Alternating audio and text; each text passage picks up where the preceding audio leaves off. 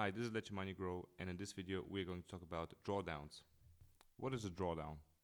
First, suppose you want to measure the riskiness of a portfolio or an asset. There are several concepts to do this, like volatility, expected shortfall, value at risk, or the maximum drawdown. For illustration purposes, let's look at the following chart of a portfolio. We don't want to name the portfolio since we don't want to badmouth anybody, although the poor performance will justify this.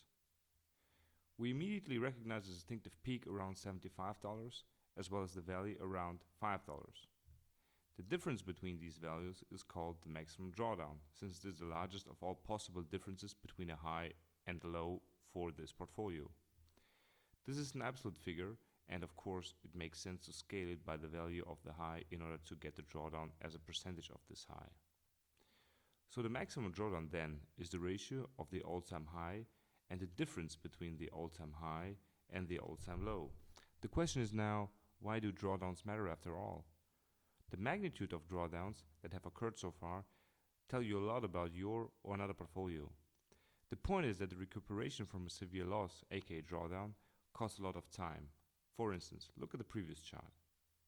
We have already mentioned that the all-time high is around $75 and the all-time low is around $5. This means that the maximum drawdown is around $70 or 93%. This is a quite whopping number. Of course, we selected the example for illustrative purposes. Normally, drawdowns are somewhat smaller. But let's ask the question, how much the fund has to gain in order to just recuperate from it?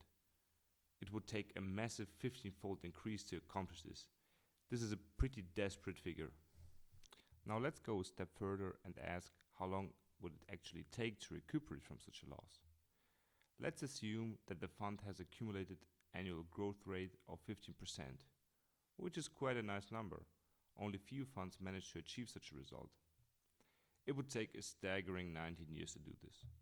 So you can basically forget about it. If you bought this fund around the high and did not sell in hope of a fast recuperation, you have to pray. So now you have a first idea of the interplay between the maximum drawdown, growth rate, and time. Let's look at these relationships more closely. More precisely, let's look at a certain loss, the gain needed to recuperate from this loss, and the time needed for the recuperation. For this, we again suppose accumulated annual growth rate of 15%. Look closely at the table and take your time.